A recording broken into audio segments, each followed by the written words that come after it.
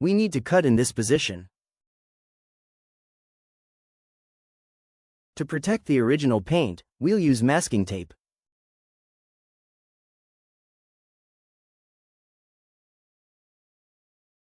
Next, we'll use this metal caliper that we made for the short tail kit.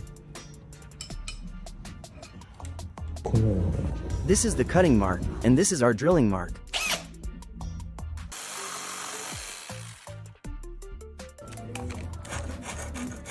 It should be clean to install the new rear frame.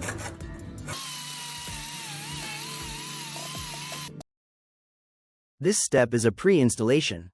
After the installation is complete, the main frame of the bike will need to be painted, and we'll also need to apply grease to the mounting points. After that, we can install the rear mudguard.